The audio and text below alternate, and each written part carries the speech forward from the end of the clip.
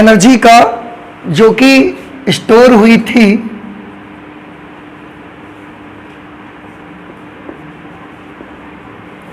Energy stored in inductor, हमने पढ़ी, उसका फॉर्मूला आया 1.2 Li0 स्क्वेयर। मैं थोड़ी सी एनालॉगी आपको याद करवाना चाहता हूं कि आपको शायद याद हो कैपेसिटर में कितनी एनर्जी स्टोर होती थी। Energy stored in capacitor, capacitor में जो एनर्जी स्टोर होती थी दैट वाज 1/2 CV स्क्वेयर, ठीक है। और resistor, energy consumed by resistor, resistor में एनर्जी स्टोर नहीं होती, इसीलिए energy stored in inductor, energy stored in capacitor. तो एनर्जी कैपेसिटर में स्टोर होगी, एनर्जी इंडक्टर में स्टोर हो जाएगी, लेकिन रेसिस्टर में कभी एनर्जी स्टोर नहीं होती। रेसिस्टर को जो भी इलेक्ट्रिकल एनर्जी मिलती है वो उसको खर्च करता है, उसको भी यूज करता है, इसलिए इसमें लिखा जाता है कंज्यूम्ड, कि जो प्रतिरोध के द्वारा जो भी एनर्जी खर्च की जाती है उस एनर्जी का फॉर्मूला आप सभी को याद होगा, R इंटू आई स्क्वेयर। इसे आप आई स्क्वेयर आर कह देते हैं। याद आया कुछ आपको? एनर्जी का फॉर्मूला नहीं याद आया? तो प्रतिरोध में जो भी एनर्जी खर्च होती है वो कितनी होती है? I square R. संधारित्र में जो एनर्जी स्टोर होती है वो एनर्जी 1/2 CV स्क्वेयर। प्रेरण कुंडली में जो एनर्जी एकत्र होती है, जो इकट्ठी होती है, वो एनर्जी 1/2 Li0 स्क्वेयर। आप इन तीनों फॉर्मूलों को देखिए।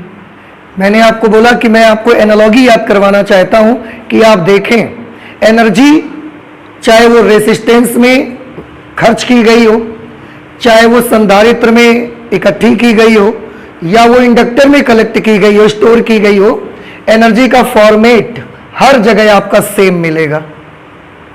एनर्जी का फॉर्मेट हर जगह क्या मिलेगा? आपको सेम मिलेगा। समझ रहे हैं?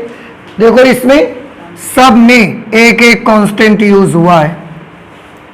इंडक्टर के लिए, प्रेरण कुंडली के लिए स्वप्रेरकत्व तो कांस्टेंट है।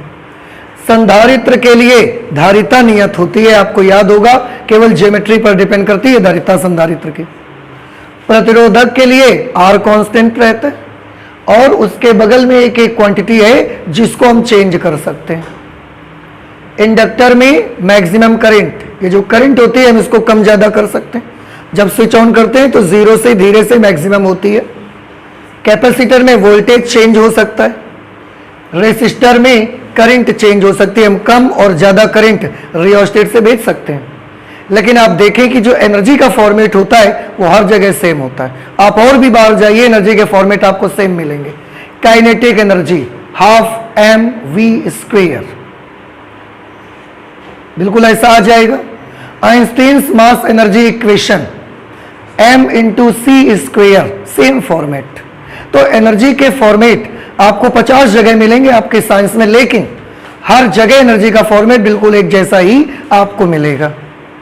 एक तो ये आप ध्यान रखें। और जैसा कि मैंने अभी यहां पर बताया आपको कि कैपेसिटर एनर्जी क्या करेगा? स्टोर करेगा या खर्च करेगा? कैपेसिटर स्टोर करेगा, अपने अंदर इकट्ठी करता है। प्रेरण कुंडली या इंडक्टर एनर्जी क्या करता है? स्टोर करेगा या कंज्यूम करेगा? स्टोर करेगा। लेकिन रेसिस्टेंस एनर्जी को क्या करेगा? स्टोर करेगा कि कंज्यूम करेगा? स्टोर करेगा। ये sorry I am very sorry, जो रेसिस्टर होता है ये कंज्यूम करेगा, ये स्टोर नहीं करता एनर्जी अपने अंदर। तो आप जब भी इलेक्ट्रिकल एनर्जी या किसी इलेक्ट्रिकल सर्किट में इंडक्टर जोड़ते हैं या किसी इलेक्ट्रिकल सर्किट में कैपेसिटर जोड़ते हैं तो ये लोग अपने अंदर एनर्जी स्टोर कर लेते हैं। जैसे आपने फैन के साथ ऐसा एक इंडक्टर आपने जोड़ा, अब हमने जैसे ही स्विच ऑन किया यहां से, सबसे पहले वो एनर्जी इंडक्टर में जाएगी।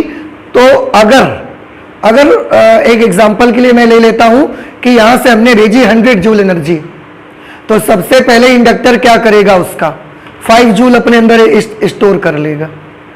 एज एग्जांपल, सबसे पहले वो उस 5 जूल को अपने अंदर स्टोर करेगा, बाकी जो 95 जूल होगी उसमें से कुछ एनर्जी हीट बनकर निकल जाएगी।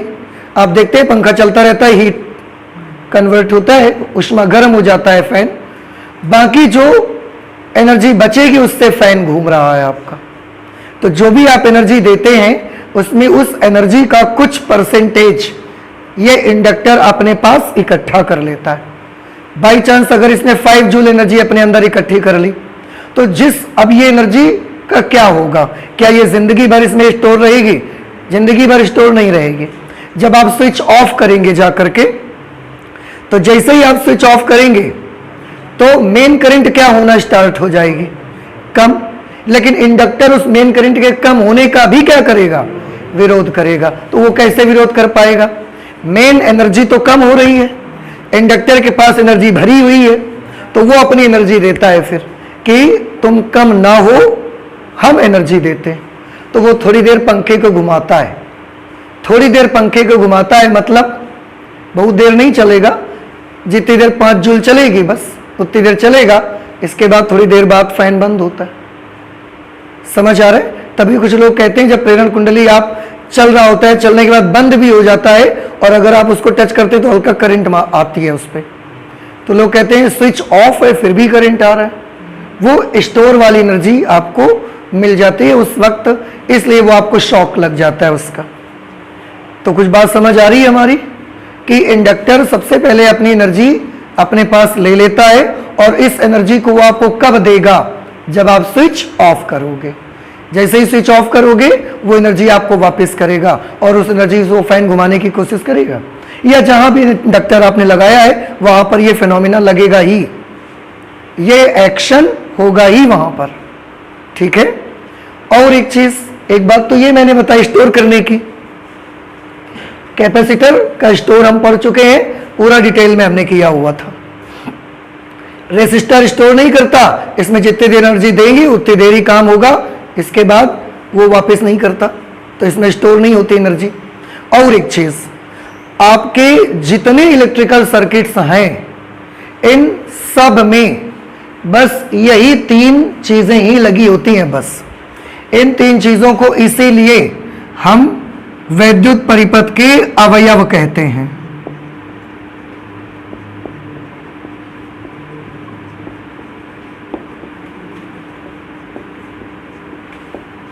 वैद्युत परिपथ के अवयव,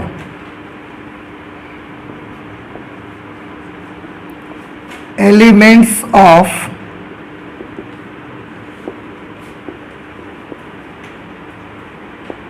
इलेक्ट्रिकल सर्किट्स। एक अवयव रेसिस्टर, दूसरा एलिमेंट आपका कैपेसिटर, संधारित्र, और तीसरा जो आपका एलिमेंट होता है वो इंडक्टर। आप अपने इलेक्ट्रिकल सर्किट में कहीं पर भी देख लें, चाहे वो फैन का सर्किट हो, चाहे आपके कूलर का सर्किट हो, चाहे जो सर्किट आप देखेंगे, इन 3 चीजों के अलावा कुछ नहीं होता। केवल यही 3 चीजें आपके पूरे सर्किट में होती हैं। सर्किट में कुछ भी लगा होगा, या तो रेसिस्टर लगा होगा, या कैपेसिटर लगा होगा, या इंडक्टर लगा होगा, या तो ऐसा भी हो सकता है कि रेसिस्टर और कैपेसिटर 2 लगे हों, कैपेसिटर इंडक्टर लगाओ, रेसिस्टर इंडक्टर लगाओ। ऐसा भी हो सकता है कि कोई सर्किट हमारे जिसमें तीनों भी लगे हो सकते हैं।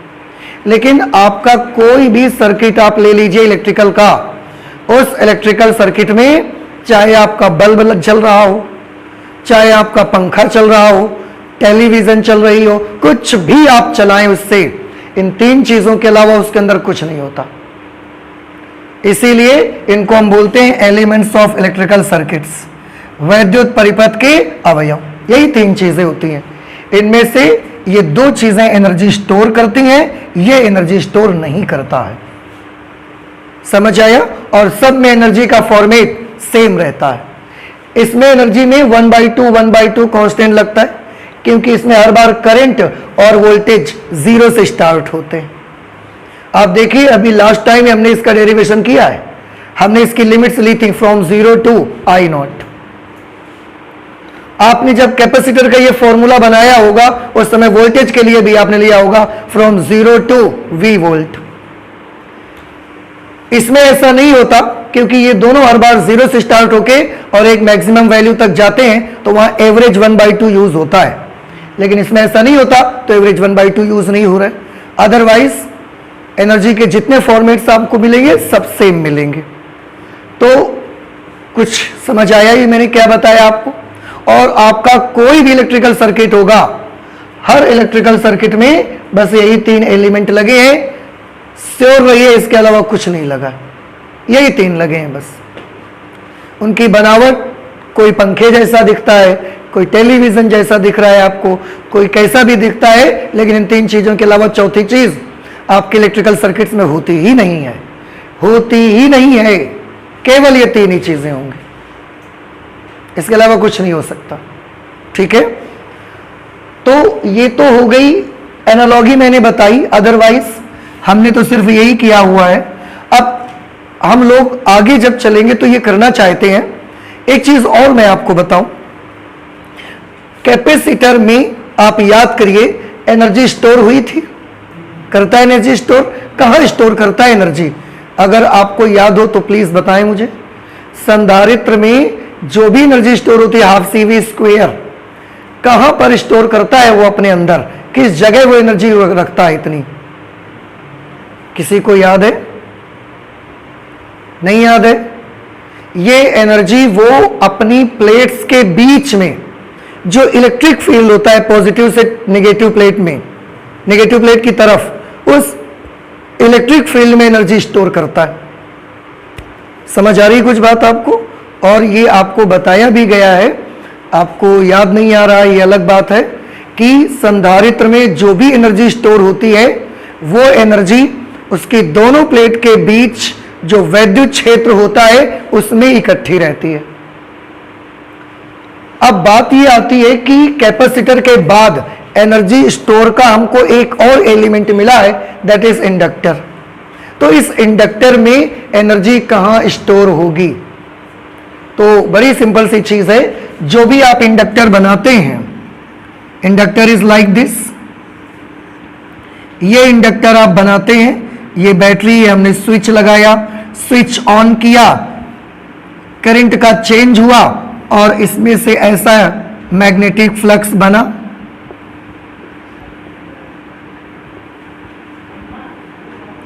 तो कॉइल के अंदर एक मैग्नेटिक फील्ड बनता है। तो मैं आपको बताऊं कि इस मैग्नेटिक फील्ड में ही ये वाली एनर्जी स्टोर हो रहती है। तो आप याद रख लें, प्रेरण कुंडली के अंदर ऊर्जा, जो ऐसे प्रेरण कुंडली बनी होती है, प्रेरण कुंडली बिल्कुल क्या शेप है? तो ये वही शेप है जो परिनालिका का शेप था। और आपको याद होगा परिनालिका के बीच में यहां एक समान चुंबकीय क्षेत्र रहता है, उस चुंबकीय क्षेत्र में ऊर्जा ये वाली स्टोर रहती है। तो संधारित्र में ऊर्जा कहां स्टोर होती है? प्लेटों के बीच उपस्थित वैद्युत क्षेत्र में। प्रेरण कुंडली में ऊर्जा कहां स्टोर होती है? प्रेरण कुंडली के अंदर उपस्थित चुंबकीय क्षेत्र में। तो ये काफी इंपॉर्टेंट पॉइंट है, मैं इसको यहां नोट कर देता हूं। इंडक्टर, हिंदी में क्या बोलेंगे आप इसको? प्रेरण कुंडली में ऊर्जा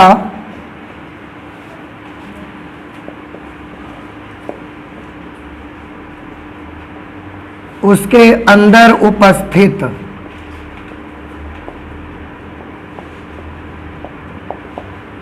चुंबकीय क्षेत्र में एकत्र होती है।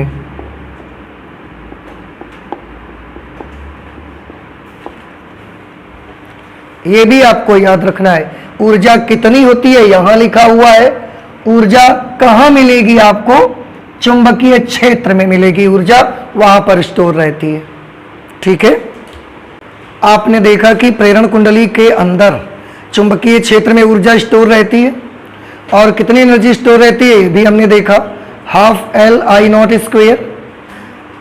अब एक चीज और यहां पर हमको देखना है कि आपकी जो भी प्रेरण कुंडली होगी, जो भी आपका इंडक्टर होगा, मान लिया कि ये हमारे पास एक इंडक्टर है और इस इंडक्टर के अंदर एनर्जी स्टोर होगी।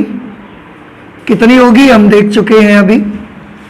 अब ये जो इंडक्टर है आपका, इसका कुछ क्षेत्रफल होगा, इसका कुछ क्रॉस सेक्शनल एरिया होगा, अनुप्रस्थ काट का क्षेत्रफल। इस इंडक्टर की कोई अपनी एक लेंथ होगी, ठीक है। तो इसका एक एरिया होगा, इसकी अपनी एक निश्चित लेंथ होगी। अगर एरिया है, लेंथ है, तो इसमें क्या चीज होगी? आयतन।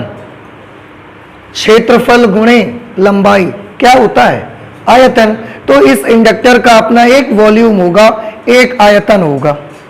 अब हम ये देखना चाहते हैं कि इस पूरे इंडक्टर के अंदर तो half L I not square energy store है, लेकिन इसके एक वॉल्यूम में कितनी एनर्जी स्टोर होगी? ये तो उसके पूरे आयतन में इकट्ठी है ना। हम ये जानना चाहते हैं कि एकांक आयतन में कितनी ऊर्जा उसके अंदर स्टोर रहेगी, वो जानना चाहते हैं। उसके लिए हमने एक टर्म बनाई, ऊर्जा घनत्व। प्रेरण कुंडली में ऊर्जा घनत्व, एनर्जी डेंसिटी इन इंडक्टर।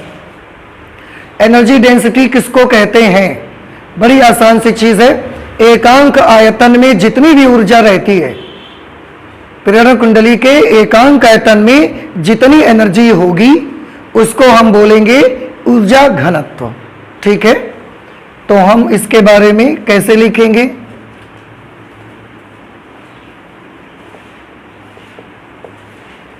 प्रेरण कुंडली के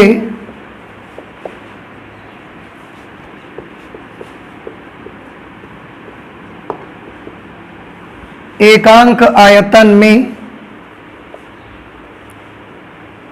एकत्र ऊर्जा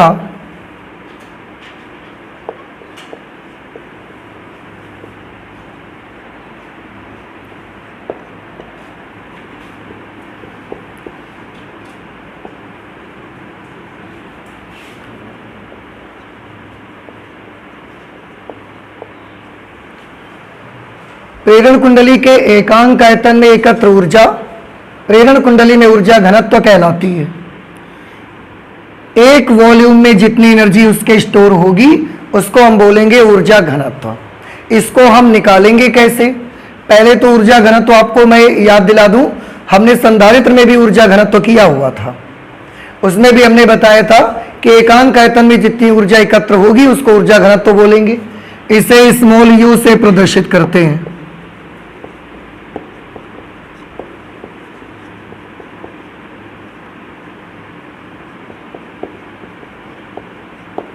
कैसे कैलकुलेट कर सकते हैं ऊर्जा घनत्व को हम? बहुत ही सिंपल है। देखिए, पूरा जो आयतन है इसका, उस आयतन में, पूरे आयतन में कितनी एनर्जी स्टोर है? Half L I not square. पूरे आयतन में कुछ एनर्जी स्टोर है, तो एक आयतन में कितनी एनर्जी स्टोर होगी? क्या करना पड़ेगा? इस पूरे आयतन से भाग देना पड़ेगा आपको। वही करना है बस हमको। ऊर्जा घनत्व बराबर कुल ऊर्जा बटे आयतन। टोटल एनर्जी में आप आयतन से भाग दे देंगे तो ऊर्जा घनत्व निकल करके आ जाएगा। कुल ऊर्जा का फॉर्मूला आपने देखा हुआ है, half L I not square upon आयतन। आयतन का फॉर्मूला क्या होगा? Area multiplied by length. Area multiplied by length. अब इसमें हम L और I की वैल्यू लिखना चाहते हैं। आपने लास्ट क्लास में सॉल्व किया है। स्वप्रेरकत्व का मान कितना मिला था, बता सकते हैं आप हमको? देखिए जरा पीछे पेज पलट कर कितनी वैल्यू आई थी L की? म्यू नॉट एन स्क्वेयर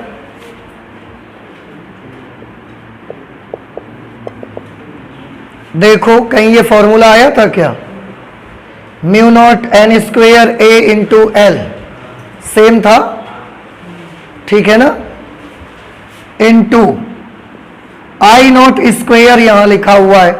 आई की वैल्यू इंडक्टर के लिए, आई की वैल्यू आप कहां से निकालेंगे? देखिए, मैं आपको सजेस्ट करूंगा बी की वैल्यू, इंडक्टर के अंदर बी की वैल्यू कितनी होती है बता सकते हैं आप मुझको? Mu not an into I.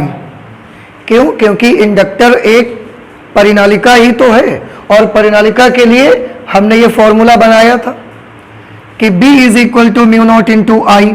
अगर यहां से I की वैल्यू हम निकालेंगे तो कितनी आ जाएगी? Mu naught into N.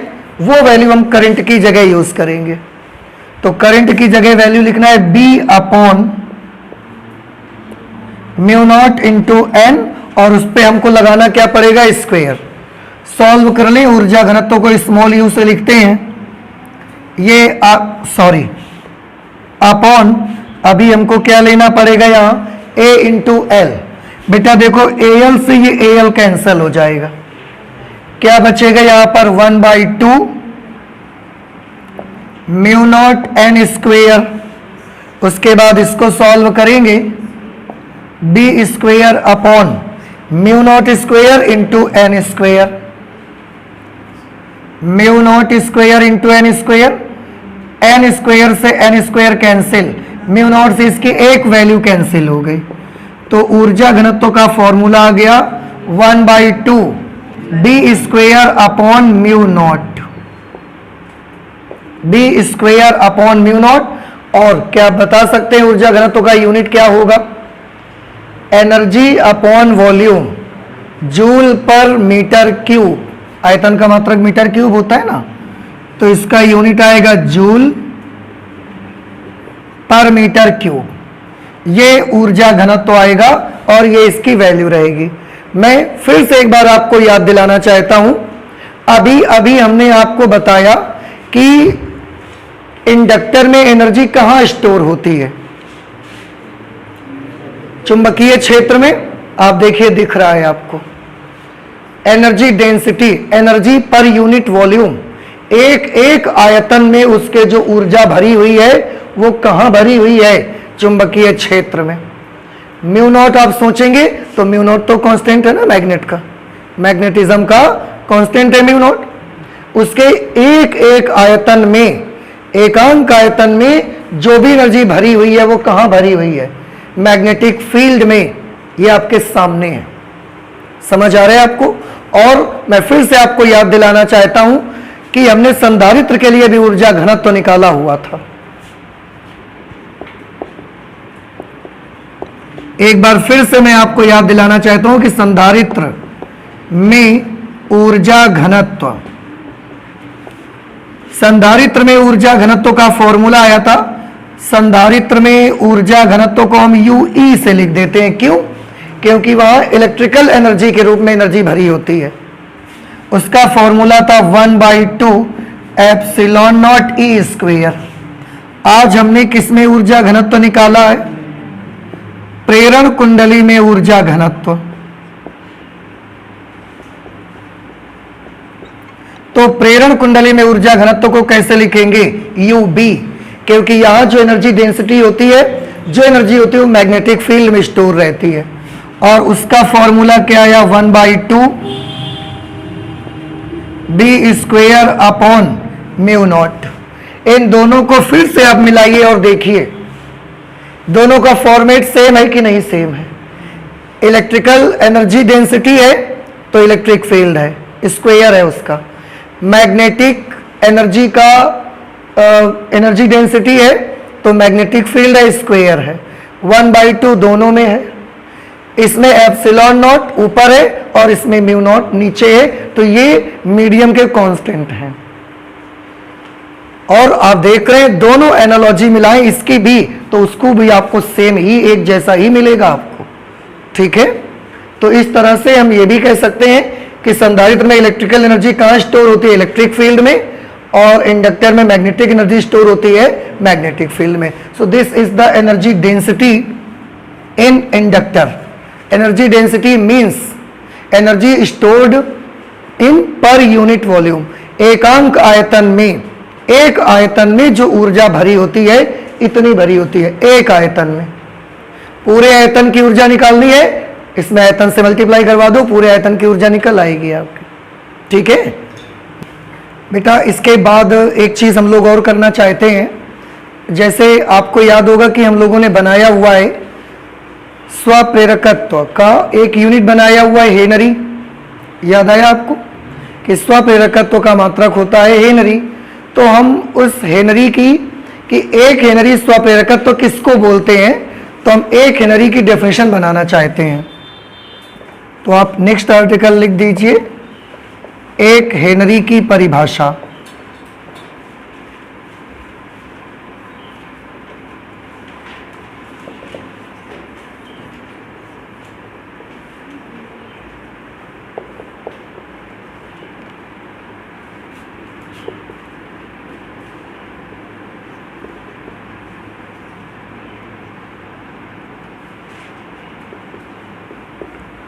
Definition of one Henry inductance.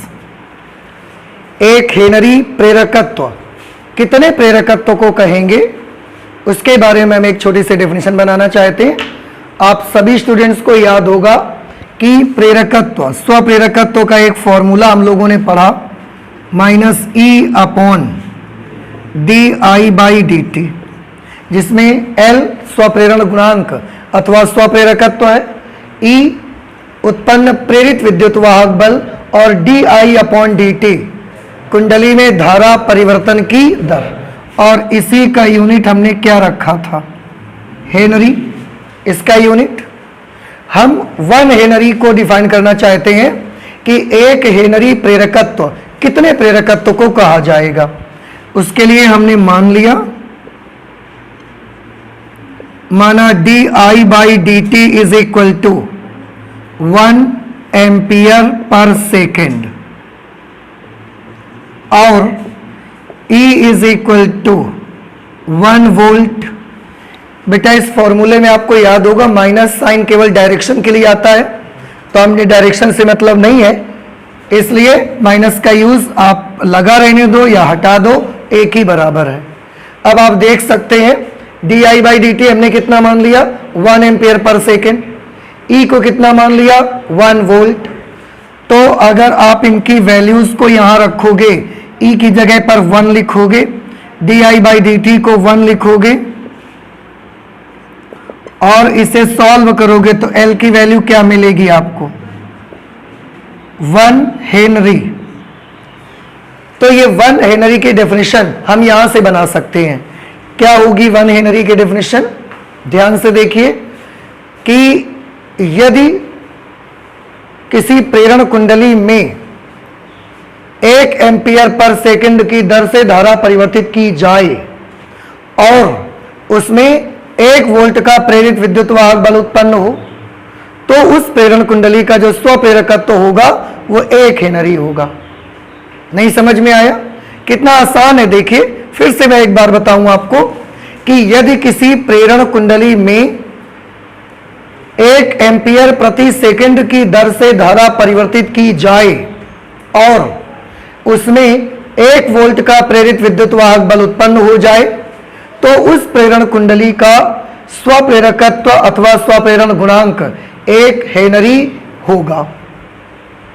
नहीं समझ में आया, आप और भी लैंग्वेजेस बदल सकते हो कि किस 1 हेनरी स्वप्रेरकत्व उस प्रेरण कुंडली का होता है जिसमें 1 एम्पियर प्रति सेकंड की दर से धारा परिवर्तित करने पर 1 वोल्ट का प्रेरित विद्युत वाहक बल उत्पन्न होता है।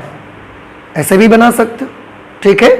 तो चलिए नोट कर लीजिए फिर, 1 हेनरी उस प्रेरण कुंडली का स्वप्रेरकत्व होता है जिसमें 1 एम्पियर पर सेकंड की दर से धारा परिवर्तित करने पर 1 वोल्ट का प्रेरित विद्युत वाहक बल उत्पन्न होता है।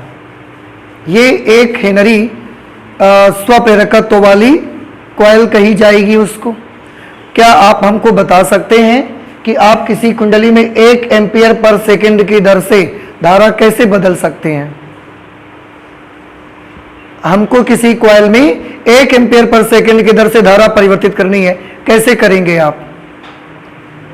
हम आपको लास्ट टाइम भी बता चुके हैं कि उसका रेगुलेटर हम ऐसे घुमाएंगे कि हमको घुमाने में 10 सेकंड लगे और उसमें करंट भी 0 से 10 एम्पियर हो गई, तो हर एक सेकंड में 1 एम्पियर बढ़ रही है।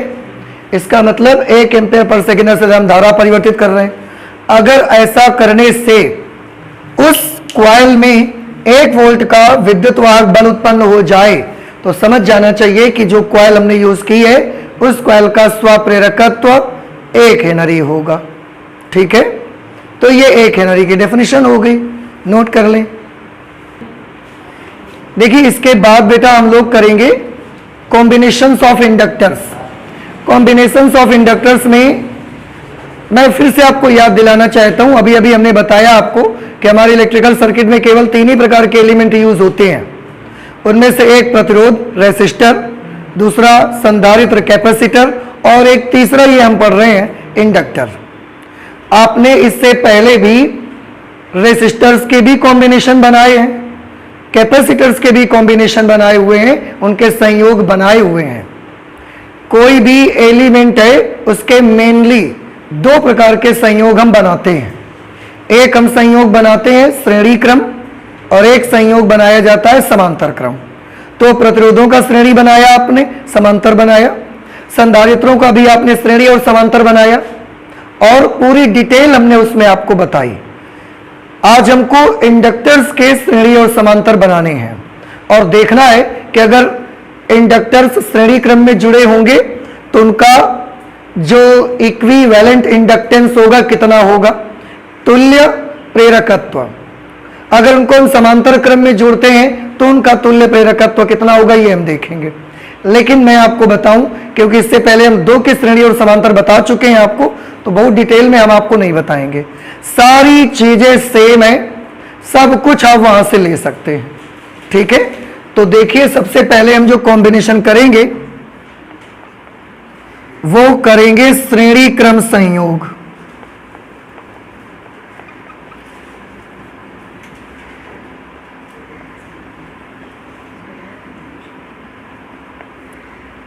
Series combination. आपने रेसिस्टर और कैपेसिटर्स के सीरीज कॉम्बिनेशन बनाए हैं तो आपको याद होगा कि इसका सीरीज कॉम्बिनेशन कैसा बनेगा। ये हमने एक कॉइल बना ली, ये हमने एक कॉइल बना ली और एक कॉइल हमने ये बना ली।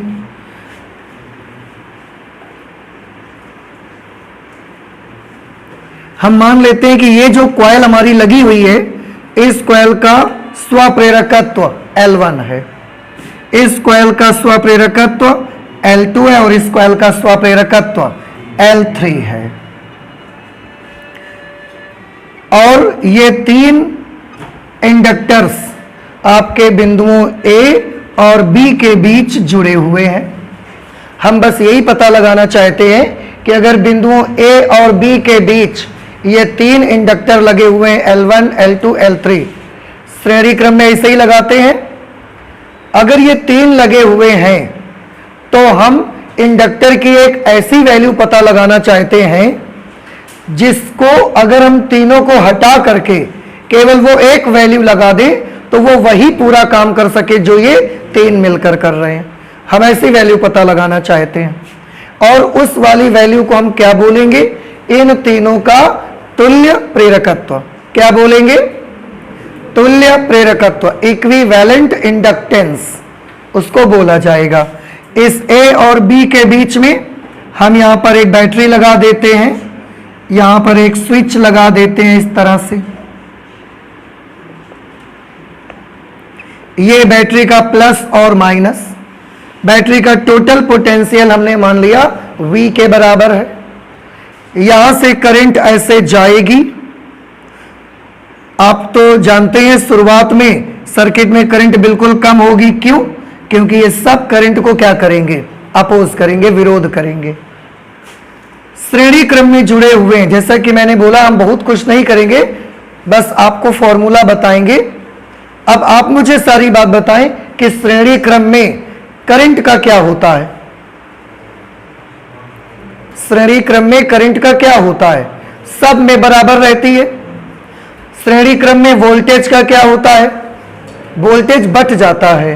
तो हमने मान लिया कि इसके सिरों के बीच का वोल्टेज है V1, इसके सिरों के बीच का वोल्टेज है V2 और इसके सिरों के बीच का वोल्टेज है V3। ठीक है। अच्छा, इन सब में अभी अभी आपने हमको बताया करंट सब में सेम होगी। अगर करंट सब में सेम होगी तो जब हम यहां से स्विच ऑन करेंगे तो करंट का परिवर्तन भी तो सब में सेम होगा, क्योंकि करंट का तो बंटवारा होता नहीं सीरीज में, करंट सब में सेम चेंज आएगा। तो अगर मैं ये मान लूं कि टोटल चेंज करंट में आया है DI, टोटल चेंज, तो उतना ही चेंज इस इंडक्टर में भी आएगा, उतना ही चेंज इस इंडक्टर में भी आएगा और उतना ही चेंज इस इंडक्टर में भी आएगा। ये बात कुछ आपको समझ में आई? श्रेणी क्रम में करंट कैसी होती है? सब में बराबर। अगर करंट सब में बराबर है तो सब में करंट का परिवर्तन भी कैसा होगा? बराबर। तो अगर टोटल करंट का चेंज DI है तो वो चेंज इसमें भी DI होगा, इसमें भी DI होगा, इसमें भी DI होगा। श्रेणी क्रम में कौन सी चीज बट जाती है? वोल्टेज। तो अगर टोटल वोल्टेज V है तो इसमें V1, इसमें V2, इसमें V3 डिवाइड हो गया। अब यहां से हम एक चीज देख सकते हैं, क्या आप मुझे V1 की वैल्यू बता सकते हैं? V1 आप याद करिए, E की वैल्यू हमने पढ़ी हुई है -L इंटू DI/dt। याद आया कुछ आपको? और EMF वोल्टेज एक ही बात है। तो V1 की वैल्यू बताइए, कैसे हम लगाएंगे? L लिखेंगे पहले, उसका change in current upon time, वही तो लिखना है हमको। तो हम यहां पर लिखते हैं V1 की वैल्यू कितनी होगी बताइए? L1 into DI/dt। इसी तरह से V2 की वैल्यू बताएं। V2 की value L2 into DI/dt। Similarly what will be V3?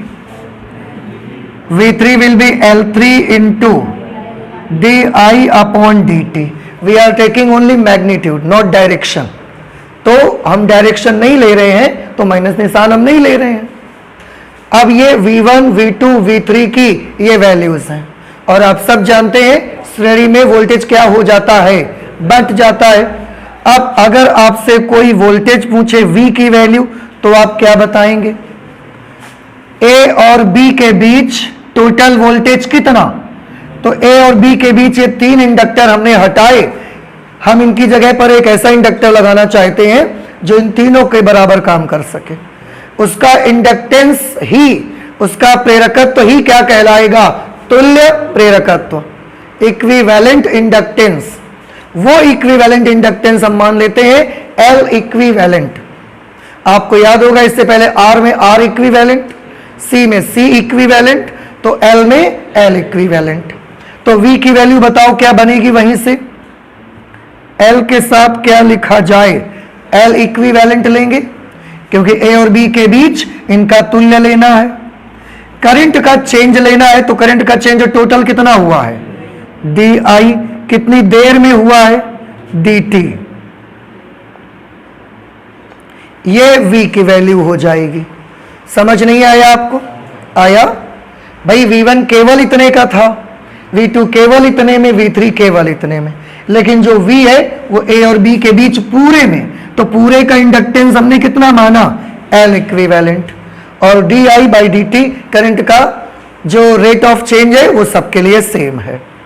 अब अभी अभी आपने हमको बताया in series combination voltage is divided, then we can write V is equal to V1 plus V2 plus V3। V अगर चाहिए तो इसका वोल्टेज, इसका और इसका तीनों का सम करना पड़ेगा आपको। वैल्यू लिखिए, V की जगह पर क्या लिखेंगे? L equivalent into DI/dt। What will be V1? ये V1, V2, V3 सबके वैल्यूज।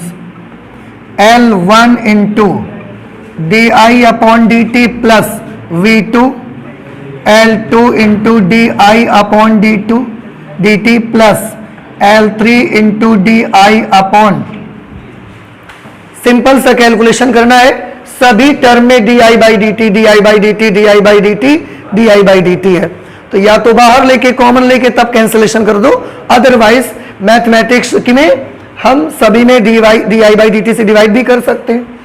अगर डिवाइड कर देंगे तो क्या मिलेगा, L equivalent is equal to L1 plus L2 plus L3। ये तुल्य प्रेरकत्व का फॉर्मूला आ गया आपका।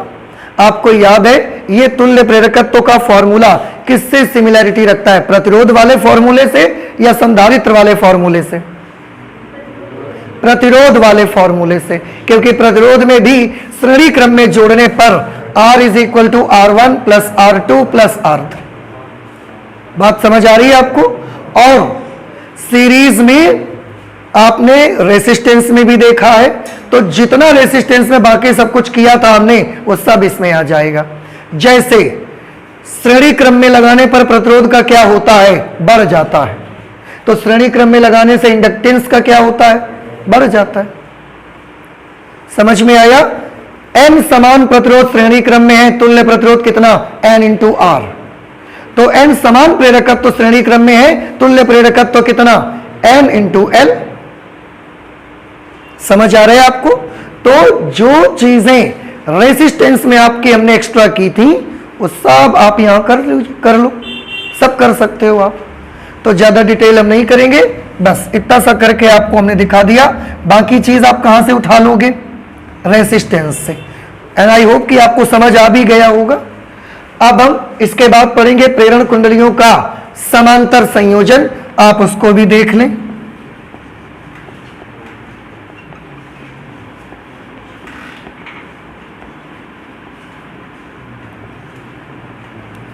समांतर संयोजन, श्रेणी संयोजन का ये फॉर्मूला है, समांतर संयोजन का क्या होगा। सबसे पहले समांतर संयोजन करते कैसे हैं, देखो आप सभी को मालूम है समांतर संयोजन,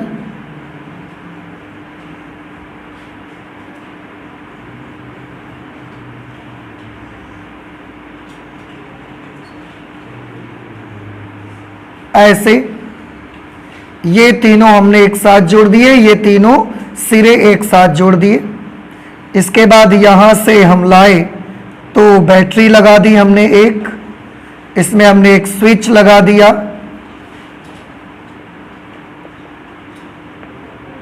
ये एक सेल लगी हुई है प्लस माइनस।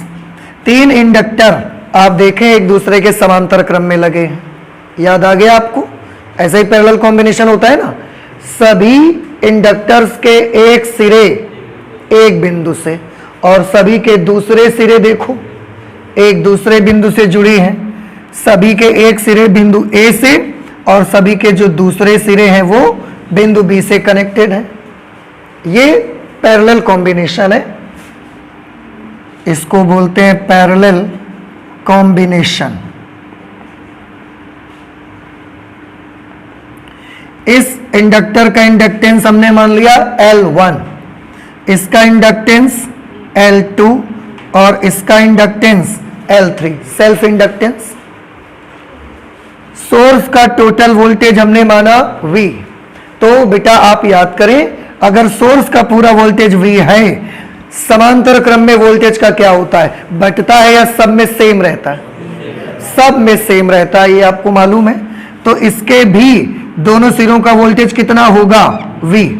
इसके भी दोनों सिरों के बीच का वोल्टेज V, इसके भी दोनों सिरों के बीच का वोल्टेज V। समझ आ गया? अच्छा, करंट का क्या होता है पैरेलल में बताएं? करंट डिवाइड हो जाती है। तो हमने ये मान लिया, क्योंकि हमको यहां करंट से मतलब नहीं होता, हमको यहां मतलब होता है करंट के चेंज से। समझ आ रहे हैं आपको? हमको किस चीज से मतलब रहता है, करंट से या करंट के चेंज से। तो अगर प्रतिरोध है तो करंट से, अगर इंडक्टर है तो चेंज से। हमने मान लिया कि इसमें करंट का चेंज है di1, इसमें करंट का चेंज हुआ di2, इसमें करंट का चेंज हुआ di3। अब आप ये सोचेंगे कि क्या करंट सब में अलग अलग चेंज होगी? आंसर इज यस, क्योंकि सबके अपोज करने की ताकत, सबका विरोध करने की ताकत अलग अलग होगी। तो जिसके विरोध करने की ताकत ज्यादा होगी वो ज्यादा चेंज करेगा करंट को, और जिसके विरोध करने की ताकत कम होगी वो कम चेंज होने देगा करंट को। सब में करंट का चेंज अलग अलग। अब फिर से ध्यान से, इसमें करंट का परिवर्तन कितना हुआ? di1। इसमें कितना परिवर्तन हुआ? di2। इसमें परिवर्तन di3। अगर हम पूछे टोटल चेंज कितना होगा, टोटल जो चेंज होगा वो हम मान लेते हैं कितना है? di। समझ आ रहा है आपको? अच्छा, टोटल चेंज di, और अलग अलग चेंज देखेंगे तो di1, di2, di3। वोल्टेज सबका सेम, प्रेरकत्व तो हमने L1, L2, L3 मान लिए। अब यहां पर बट कौन रहा है? करंट का चेंज। तो इस करंट के चेंज की वैल्यू हम पता लगाना चाहते हैं। आप इसको देखो, क्या आप बता सकते हो कि di1 की वैल्यू कितनी आएगी? इसके बाद जो सेकेंड इंडक्टर है उसमें करंट का चेंज कितना आएगा? थर्ड इंडक्टर में करंट का चेंज कितना आएगा? मैं फिर से आपको याद दिलाता हूं एक formula, V is equal to L di upon dt। ठीक है, V is equal to L di upon dt।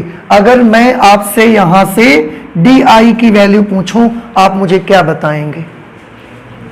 आप यही तो बताएंगे, V upon L into dt। समझ आया आपको? ऐसे ही di1 अगर पूछेंगे तो V upon L1 into dt। ठीक है, ये वैल्यूज इसके मिलेंगी। तो हम एक काम कर लेते हैं, अभी आपने देखा करंट का चेंज क्या होगा? बट जाएगा।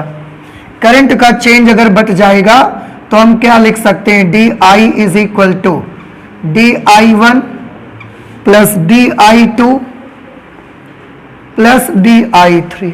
नहीं समझ आया? इसमें कितना चेंज हुई करंट? di1, di2, di3। तीनों का चेंज अगर हम प्लस कर देंगे तो टोटल चेंज आ जाएगा। नहीं समझ आ रहा है? तो हमने तीनों के चेंजेस प्लस कर दिए, टोटल चेंज आ गया हमारा। आया समझ में? अब हम पूरी इक्वेशन को dt से डिवाइड कर देते हैं। अगर आप dt से डिवाइड करोगे तो di upon dt, di1 upon dt, di2 upon dt plus di3 upon dt। अब मुझे बताओ di1 अपॉन dt की वैल्यू क्या होगी? यहां से निकालो di1 upon dt, V upon L। di upon dt क्या होगा? V upon L। तो di1 अपॉन dt क्या होगा? V upon L1।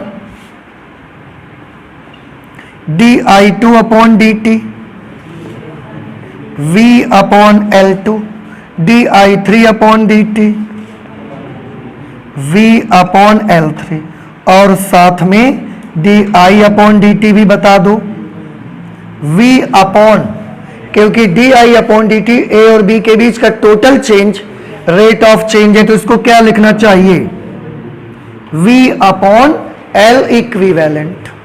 ठीक है, अब ये सारी वैल्यूज लिख देते हैं। तो इसकी जगह पर हम लिखेंगे V अपॉन L इक्विवेलेंट, इसको V upon L1, this is V upon L2 plus V upon L3।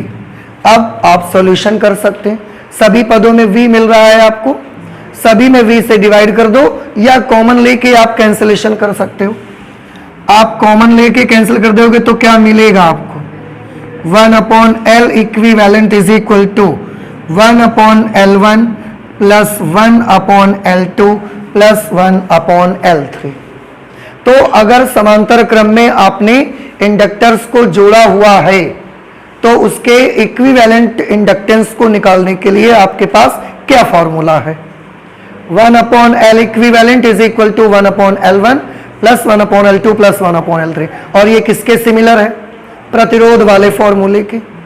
अब प्रतिरोध में जो कुछ भी होता था आप सब यहां अप्लाई कर सकते हो। जैसे समांतर क्रम में जोड़ने से तुल्य प्रेरकत्व का क्या होगा? बढ़ जाता है कि घट जाता है?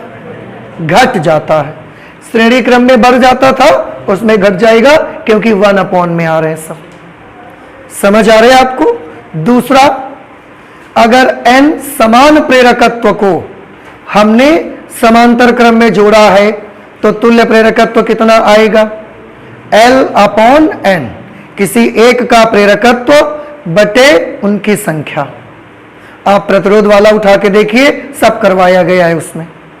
अगर दो प्रेरकत्व को समांतर क्रम में जोड़ा जाए तो उनका इक्विवेलेंट इंडक्टेंस कितना होगा? L equivalent is equal to L1 L2 upon L1 plus L2। सारा कुछ रेसिस्टेंस में हमने करवाया है, आप बाकी चीजें वहां से ले लो। ये छोटे से डेरिवेशन, संयोग श्रेणी क्रम और समांतर क्रम, ठीक है, नोट कर लीजिए।